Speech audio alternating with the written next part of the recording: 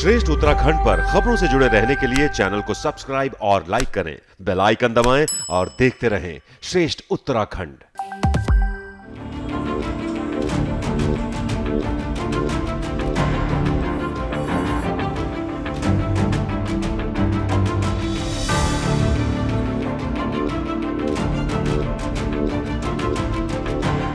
ऋषिकेश में नदी में गाड़ियों के फंसने के मामले में खुलासा, पार्किंग माफिया ने किया खेल, सिस्टम हो गया फेल।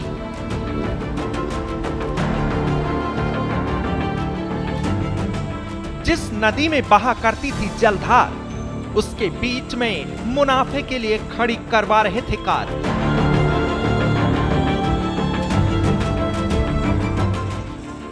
मुनिकिरेती में बारिश बनी आफत, खारा स्रोत नदी के सैलाब में फंसी कई गाड़ियां।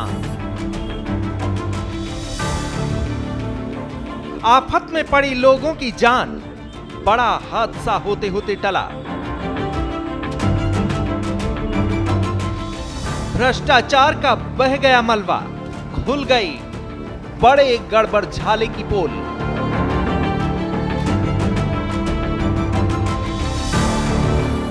नदी में उफान, चारों तरफ मलबे का ढेर और मलबे के बीच फंसी गाड़ियां।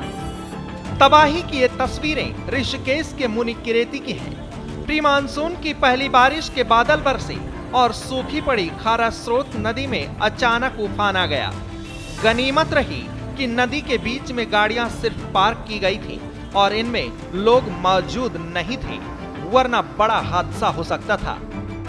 एसडीआरएफ की टीम ने मौके पर जाकर मोर्चा संभाला और जेसीबी की मदद से गाड़ियों को मलबे से बाहर निकाला गया। हादसा तो टल गया, लेकिन इस घटना ने कई गंभीर सवाल खड़े कर दिए और सवालों के बीच से हुआ करप्शन वाले खेल का खुलासा। खुलासा ये कि बरसाती नदी खारा स्रोत को पार्किंग ठेकेदारों ने अवैध वसूली का अड्डा बना लिया। माना जा रहा है पार्किंग ठेकेदारों ने खारा स्रोत में कब्जा कर वहां गाड़ियां पार्क करने का अवैध कारोबार शुरू कर दिया। लालच ज्यादा पैसा कमाने का था, इसलिए पार्किंग ठेकेदार सूखी नदी में ही पार्किंग का दायरा बढ़ाकर और वहां मिट्टी डालकर कारें खड़ी करवाने लगे।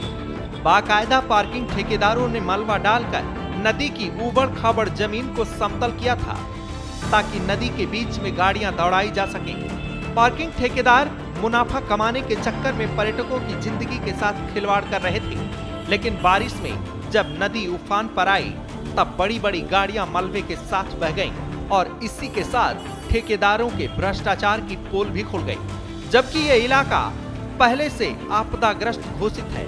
अफसरों की इस मामले पर जुबान बंद है, लेकिन दावा फिर से वही है कि सब ठीक करेंगे।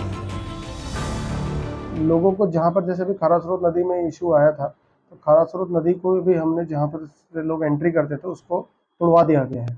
एसडीएम सर ने जैसे हमने इंस्ट्रक्ट किया तो उसको वहाँ पे कोई एंट्री ना गाड़ी कर पाएगी ना ही लोग कर पाएंगे। और जितना भी वहाँ अवैध अतिक्रमण था उस सबको भी तोड़वाया जा रहा है।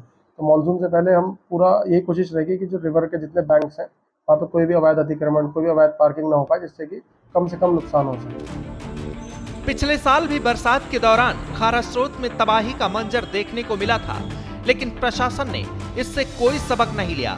मुनिकिरेती में हुई 3 घंटे की बारिश ने अतीत की उन यादों को ताजा कर दिया।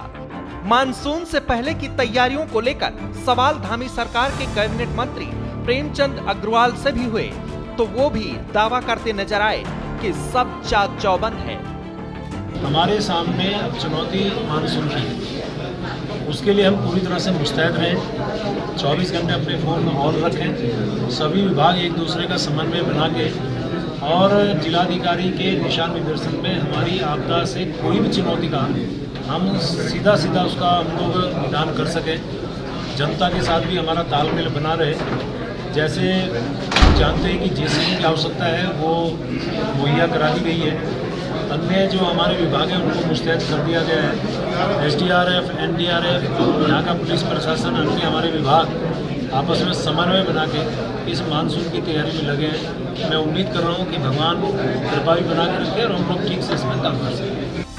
खारा स्रोत नदी को सुखाकर पार्किंग बनाए जाने का मामला बेहद खतरनाक है, सवालों से भरा भी है, क्योंकि मानसून आने ही वाला है। ऐसे में तमाम नदी और नाले उफान पर होंगे।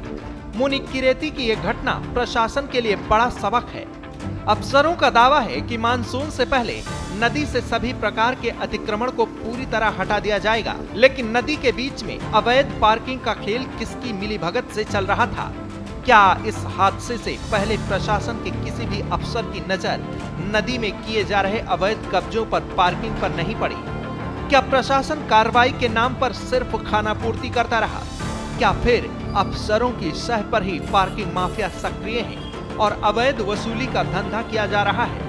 ऐसे सवालों के जवाब अभी तक नहीं मिल पाए हैं। सरकार को चाहिए कि जनता की जान से खेलने वाले लोगों और साथ ही लापरवाह अफसरों पर कड़ा एक्शन ले, ताकि ऋषिकेश जैसी बड़ी धर्म नगरी और टूरिस्ट सिटी से फिर ऐसी तस्वीरें देखने को ना मिले। श्रेष्ठ उत्तराखंड पर खबरों से जुड़े रहने के लिए चैनल को सब्सक्राइब और लाइक करें, बेल आइकन दबाएं और देखते रहें श्रेष्ठ उत्तराखंड।